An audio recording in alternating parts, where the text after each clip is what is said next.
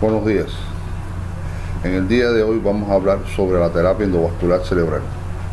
La terapia endovascular cerebral es una técnica de mínimo acceso que trata de resolver complejos situaciones neuroquirúrgicas, de las cuales vamos a mencionar o vamos a tratar sobre la embolización de las malformaciones arteriovenosas, las fístulas carótido-cavernosas y los aneurismas cerebrales. Entre los antecedentes históricos en nuestro país podemos establecer que en la década de 70 destacados profesores como Esperanza Barroso, Fernández Bouza, Duarte, Banasco comenzaron la realización de embolizaciones en tumores y en malformaciones arteriovenosas con la utilización de partículas siguiendo el principio de flujo libre.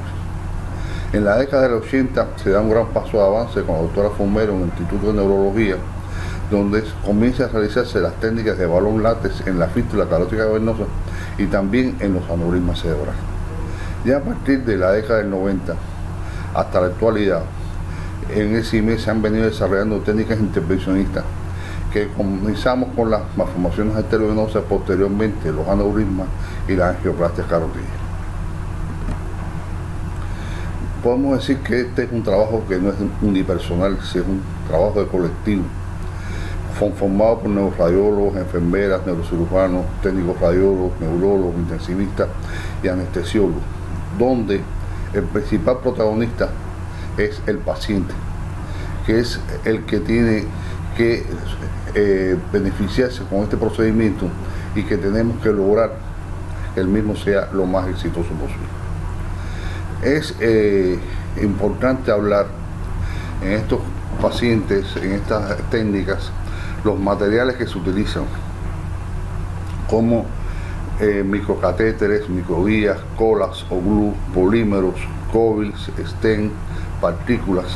Estos materiales tienen un cambio constante en la práctica médica y cada día aparecen nuevos dispositivos o materiales. Son muy costosos. Realmente un proceder neurointervencionista único puede estar en valor de miles de dólares o miles de euros. Y eso es importante tenerlo en cuenta por el esfuerzo que hace nuestro país para tratar de introducir estos procedimientos en Cuba. En el caso de las malformaciones arteriovenosas, es muy importante saber a quiénes vamos a tratar. A los pacientes con malformaciones de grado 1 a grado 4, pero sobre todo estos son los pacientes que han debutado con sangrado. Cuando tenemos estas condiciones no debemos dudar en tratar una malformación. Y también en muchas ocasiones tenemos que tratar pacientes con epilepsia refractaria, que aunque sabemos que no vamos a lograr una total cura o embolización total de la malformación, sí podemos aliviar las crisis epilépticas. ¿Qué más son las que no tratar? Bueno, los pacientes con malformaciones de grado 5, que se sabe que los resultados son malos y nunca vamos a ofrecerle un gran beneficio a nuestros pacientes, y los pacientes con debut en la quinta y sexta década de la vida sin sangrado, o sea, pacientes que con las nuevas tecnologías de tomografía y resonancia aparecen malformaciones, pacientes asintomáticos. En estas edades debe pensarse en no tratar si no tienen otros síntomas acompañantes. La prioridad de tratamiento siempre debe ser hacia los sitios más vulnerables dentro de la malformación, como son los aneurismas de polígono, los aneurismas de flujo unidades, que son los sitios en los cuales generalmente se produce la ruptura de este vaso anómalo y se produce el sangrado. También tenemos que identificar la arquitectura para definir por dónde empezar para que no quede aislado ningún compartimiento dentro de la malformación y después no tengamos posibilidades de acercarnos al mismo. Cuando vamos a tratar una malformación, ¿qué son los parámetros que vamos a controlar? Es muy importante definir dónde está nuestro microcatéter. ¿Está intranidal, que es la condición ideal, o está pedicular? Si está intranidal, nosotros podemos realizar una mayor desvascularización y por lo tanto va a ser más eficiente nuestro procedimiento. En caso que no podamos llegar a ella y estemos pedicular, sabemos que tenemos que diluir más el material de embolización para que el mismo pueda alcanzar el mismo. Otro elemento de vital importancia es conocer las características del drenaje venoso de esta malformación, porque sabemos que si tapamos ese drenaje venoso se puede producir un estallido de la malformación, y en ocasiones durante el proceso de embolización podemos ver que pasa material embolígeno hacia la vena. Por lo tanto tenemos que manejar el elemento con mucho cuidado. Y también la determinación de la elocuencia, que en un inicio, en nuestra serie de pacientes tratados con malformación arteriovenosa, teníamos una gran importancia para nosotros, pero ya en la actualidad ha perdido la misma porque estamos haciendo los pacientes con anestesia general. En esta tabla de tiempo de polimerización sobre el GLU, con el cual nosotros empezamos a trabajar en las malformaciones arteriovenosas, vemos en la columna de la izquierda la concentración de istacril, en la columna de la derecha el tiempo de inyección en segundos. ¿Qué significa esto? Por ejemplo, tomemos la concentración del 50%, vemos que se corresponde con un tiempo de 80 segundos. Pues sabemos que tenemos 80 segundos para realizar la inyección, y también conocemos que mientras más lento inyectemos, mayor desvascularización vamos a realizar, y si conocemos el momento en el cual el microcatéter se queda trancado entre la malformación, si no logramos retirarlo a tiempo, sabemos que es 80 segundos, por lo tanto podemos acercarnos a este tiempo y lograr una desvascularización mucho más eficiente. Bueno, un caso de los primeros que tratamos, una malformación arteriovenosa. Observen ustedes acá el nido malformativo, el vaso aferente a la malformación y la vena de drenaje, que son los tres elementos característicos de una malformación arteriovenosa. En esta diapositiva acá estamos viendo la malformación arteriovenosa y el microcatéter adyacente a la misma. Y fíjense ustedes, en esta posición, nosotros aquí estamos viendo el microcatéter, vamos a producir la inyección de propofol de 12 cc y ver si existen manifestaciones neurológicas en el paciente. Al hacerse la inyección, comprobamos que no hay ninguna manifestación neurológica, y bueno, estamos en condiciones de producir la inyección del material embolígeno, en este caso el istacril, y logramos cerrar totalmente el nido malformativo, y lo hacíamos con un nivel mayor de seguridad. Sabíamos que ahí no había vasos que irrigaran un tejido funcional elocuente en el cerebro. Este es otro paciente, enfermera con una malformación arteriovenosa. Fíjense ustedes el nido malformativo. Aquí hemos logrado cateterizar el vaso de forma súper selectiva y estamos en condiciones ideales de tratar la malformación. Ya sabemos que las malformaciones unipediculares menores de 3 centímetros son ideales para ser tratadas y obliteradas totalmente, y por lo tanto estamos en plenas condiciones de tapar la malformación. Cuando inyectamos propofol, notamos que la paciente hizo una paresia distal de la mano, y en ese momento realizamos una valoración riesgo-beneficio. ¿Qué cosa era mejor para la paciente? Tratarle de quedar un déficit distal de la mano o la posibilidad de un resangrado. Sabíamos que la recuperación de la mano era posible con fisioterapia y se decidió embolizar, y fíjense ustedes aquí que está borrado totalmente la malformación arteriovenosa. Estos resultados de la determinación de elocuencia cerebral fueron publicados en la década pasada en la Intervention Neuroradiology. Fue un artículo por un grupo de colaboradores. Posteriormente, ya en los años recientes, empiezan a aparecer otros medicamentos para realizar las embolizaciones arteriovenosas que no son exactamente colas, se le dicen polímeros de acción lenta. Entre los que destaca el Onyx, que fue el primero de todos, después el Squid y el Film. Estos medicamentos, la ventaja que tienen es que permiten realizar una inyección muy lenta del polímero. Esta inyección muy lenta del polímero nos permite tener una mayor desvascularización de la malformación arteriovenosa. Por lo tanto, los mismos se han impuesto sobre todo para tratar malformaciones de gran tamaño o de mediano tamaño, que sería difícil tratar solo con las óvulos. También aparecen nuevos GLU. El primero de todo ya sabíamos que el Histocril. El Gluguran apareció también ya hace un tiempo, pero el último que apareció fue el Purefil. Este Purefil realmente es un medicamento muy curioso porque tiene el avance característico de un GLU, que sabemos que los GLU avanzan rápido dentro de la malformación, y tiene un tiempo de polimerización que se acerca a los polímeros de acción lenta, porque se excede de los 5 minutos y no de los pocos segundos que se usan en el Histocril. Por lo tanto, podemos tener una mayor desvascularización en estos pacientes. Bueno, este es un ejemplo de una malformación.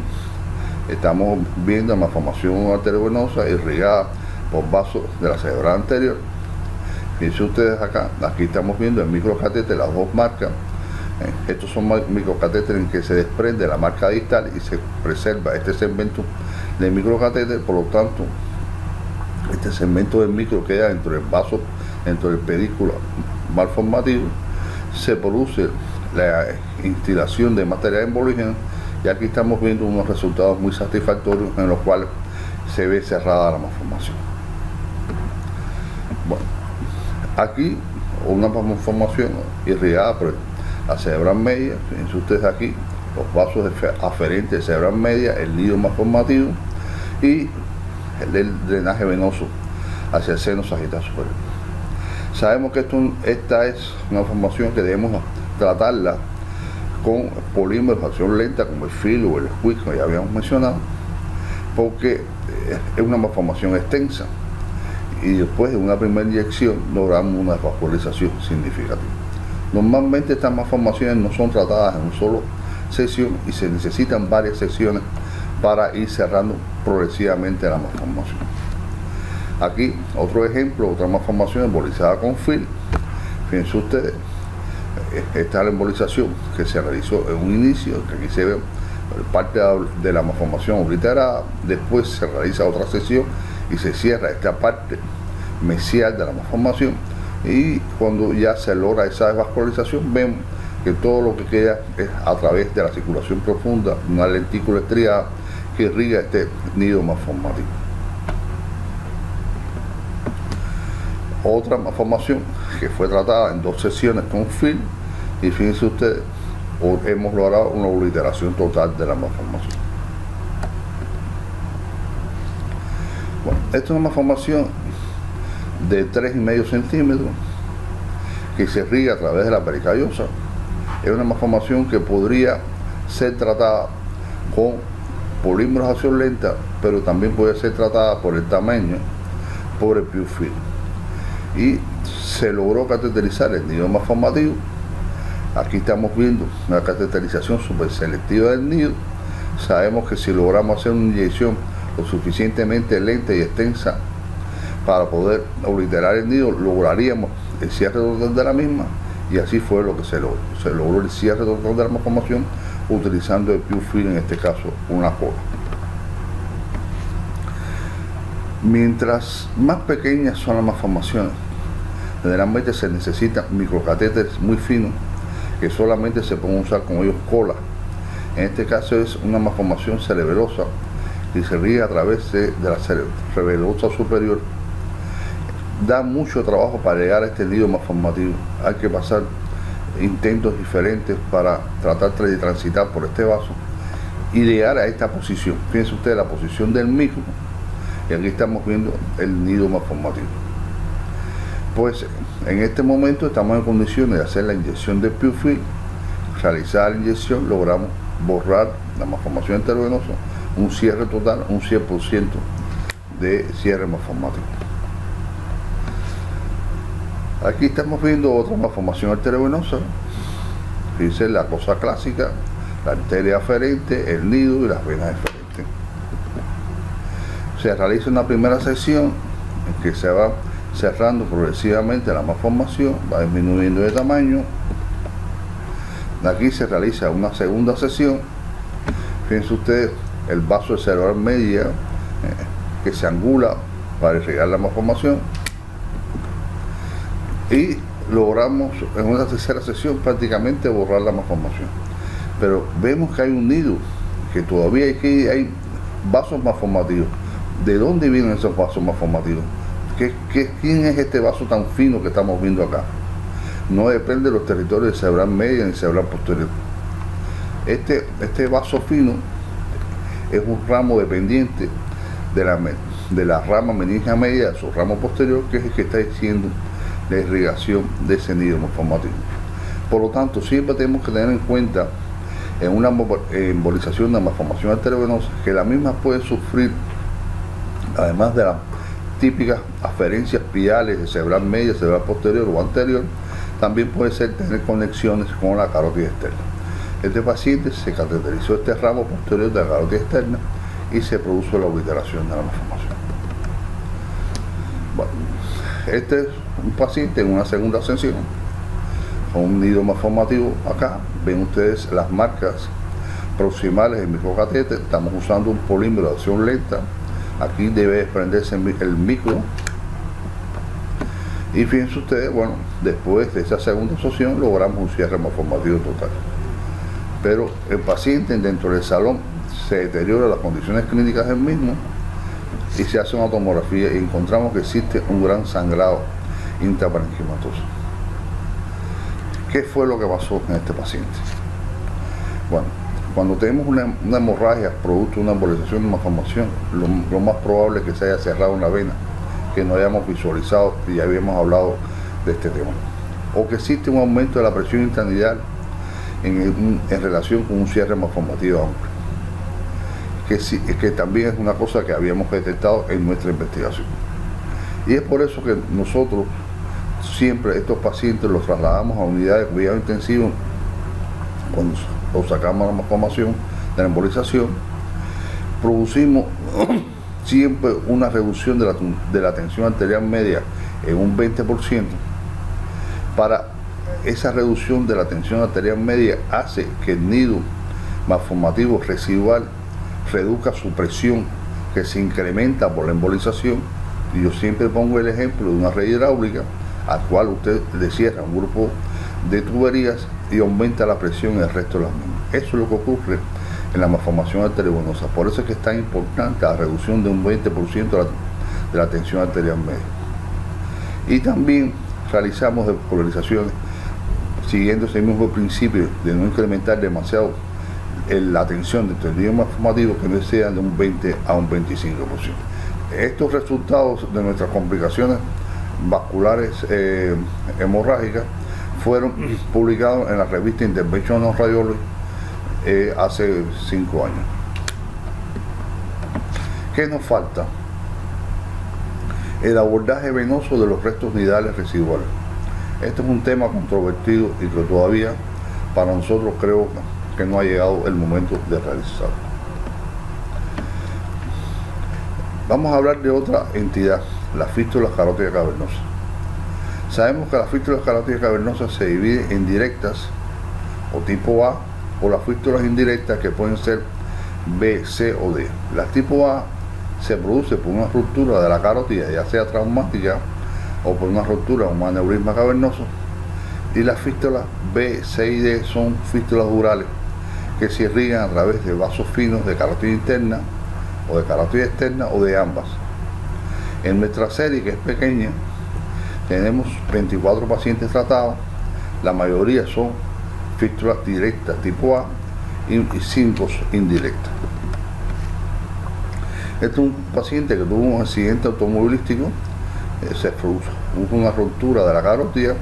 Fíjense ustedes la tremenda quemosis que tiene, la exoftalmía, hay pérdida gradual de la visión, y nos los envían para ser tratados.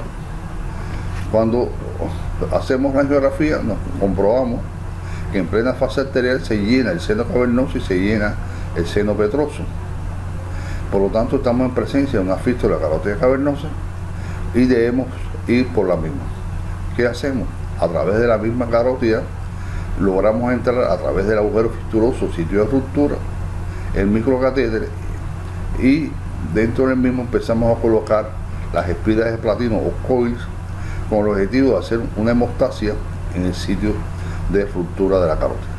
Fíjense ustedes cómo acá logramos, por la compresión de los coils, el cierre del agujero o sitio de ruptura, y se cese del drenaje venoso anómalo que existía en la diapositiva de la izquierda. Observen ustedes la mejoría significativa a las 24 horas y a los 8 días del paciente.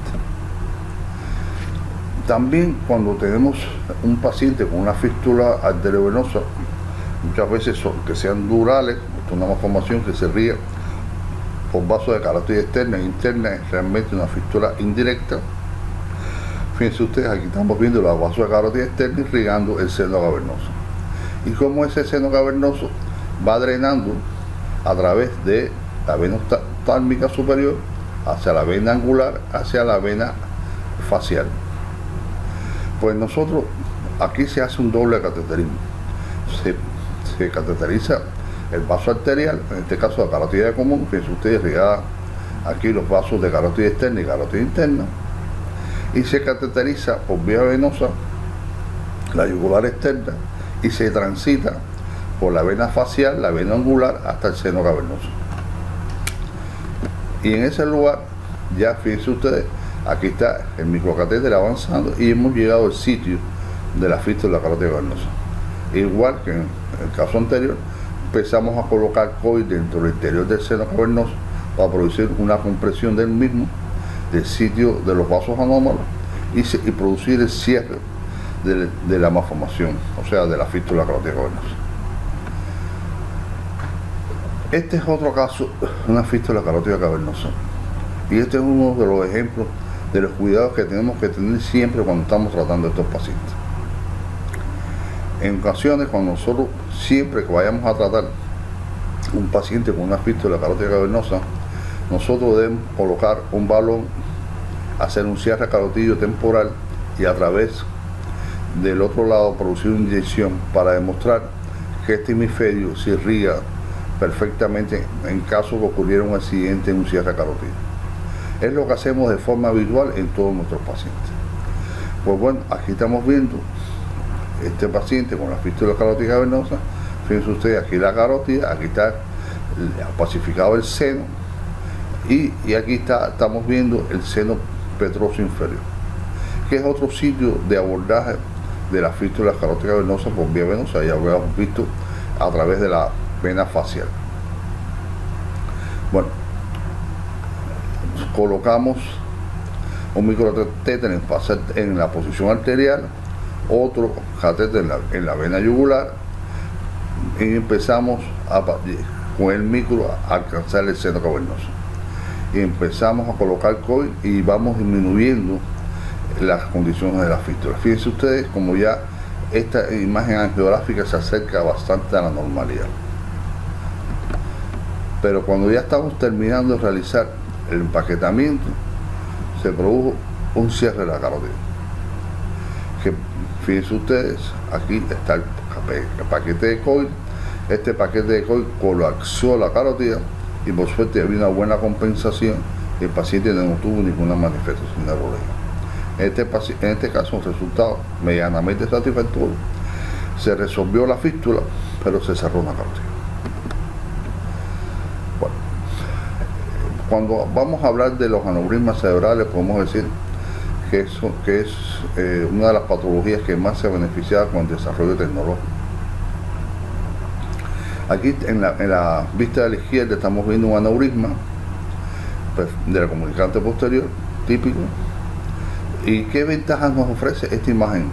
No es porque sea bonita, porque esté en rojo, es que esta imagen nos permite tener una mejor definición de la relación del cuello con el vaso aferente y podemos determinar si existen vasos que salgan del fondo del saco neumático.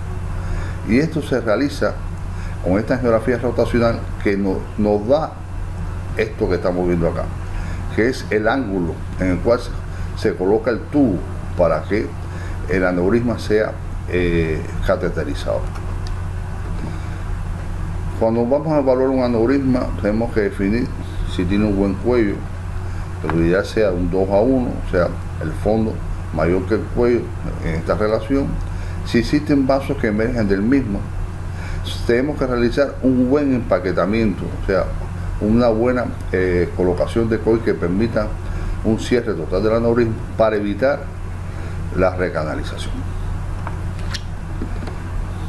Bueno, en los tiempos pre-embolización, los neurocirujanos tenían un lema que decía aneurisma diagnosticado, aneurisma operado.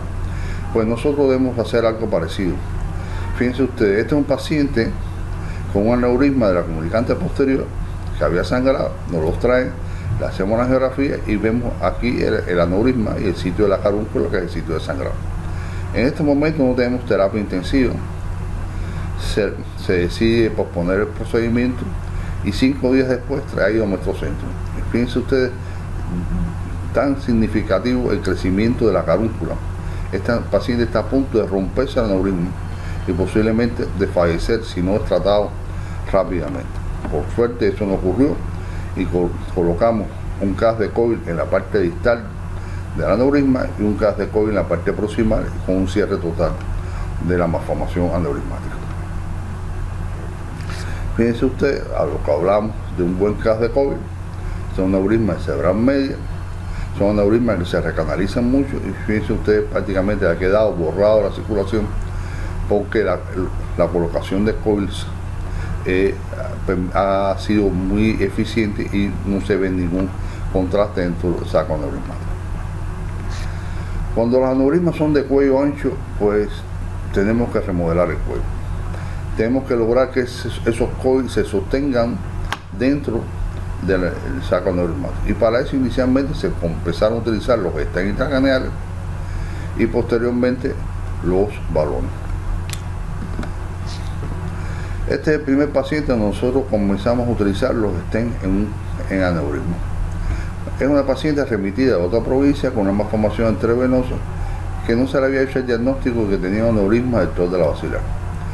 Por supuesto, no podíamos producir una desvascularización de la malformación por riesgo de incremento de flujo entre el aneurisma y que este mismo se pueda romper. Por lo tanto, era necesario primero tratar el aneurisma antes de tratar la malformación.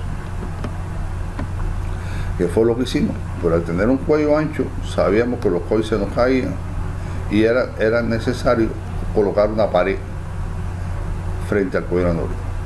Y esta fue la pared que se colocó. Aquí tenemos un stent, un neurofón tipo 3, que se colocó desde la cerebral posterior del tronco basilar. Y a través de la malla del stent, una vez colocado, se pasó el microcatéter, que estamos viendo en la punta del microcatéter un poco distal para nuestro gusto, pegado al sitio de sangrado. Se empezaron a colocar los coils y se produce el cierre malformativo. Fíjense ustedes que se ven muy bien aquí las paticas del stent de un lado del cerebral posterior, del tronco basilar y el cierre aneurismático. Ahora, el uso de los balones se han impuesto para remodelamiento de los cuellos. Es mucho más sencillo y realmente nos permite además tener un clip de seguridad y vamos a hablar después de él. Esto es un aneurisma de comunicante posterior de cuello ancho. Se coloca el balón frente al cuello, se empiezan a colocar los coils y se cierra el aneurisma.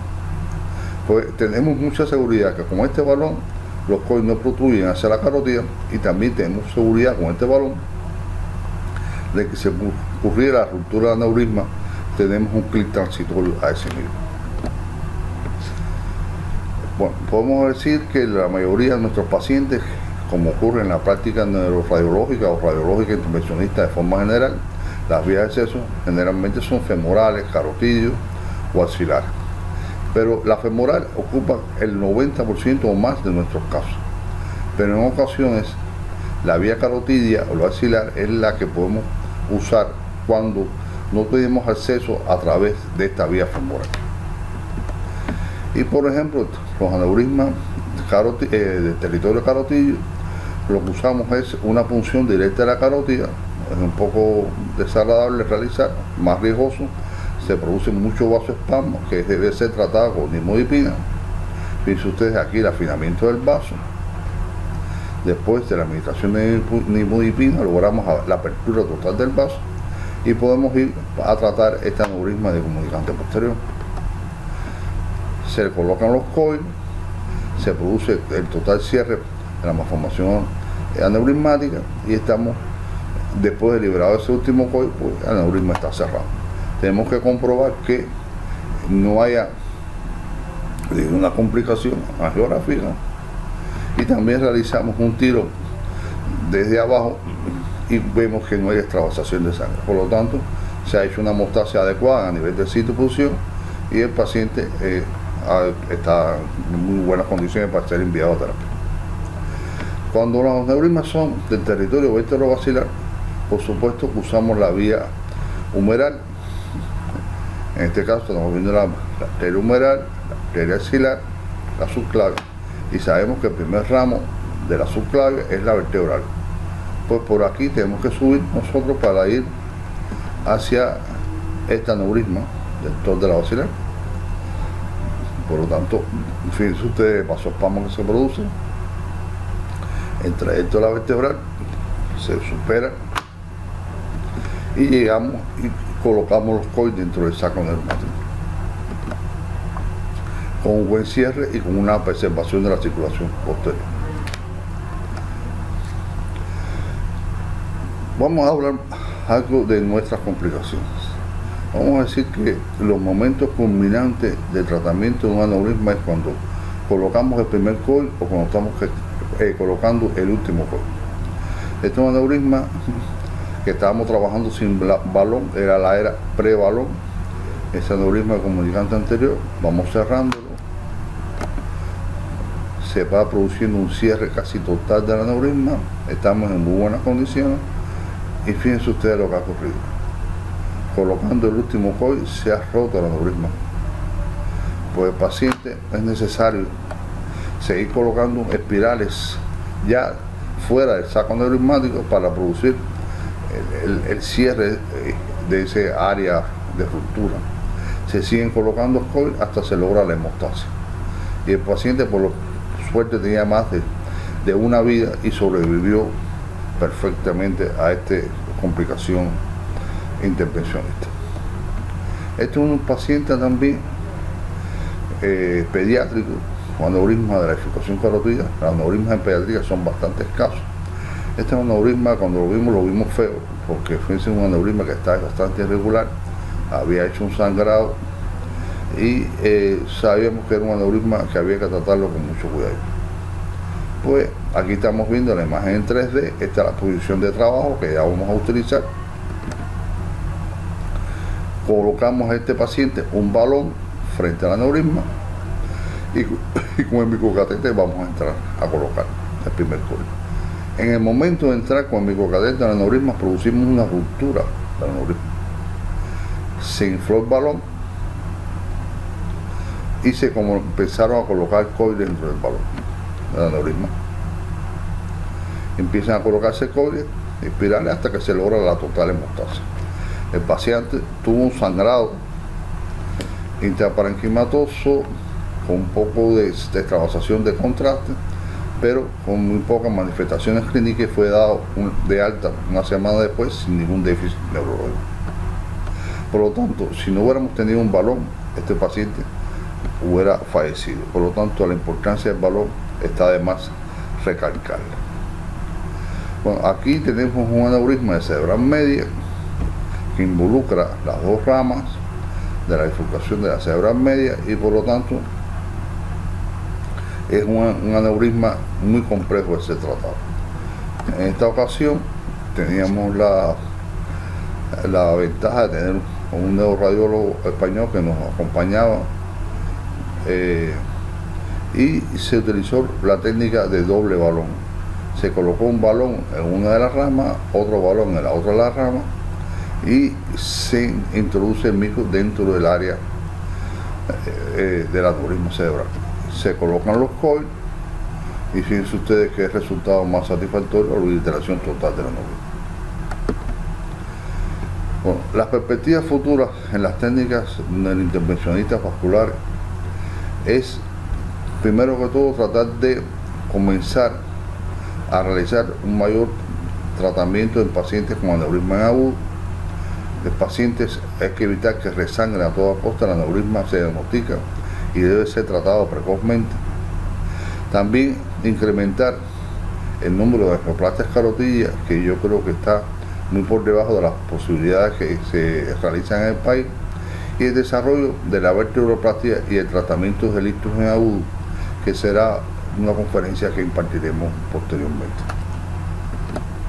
Muchas gracias.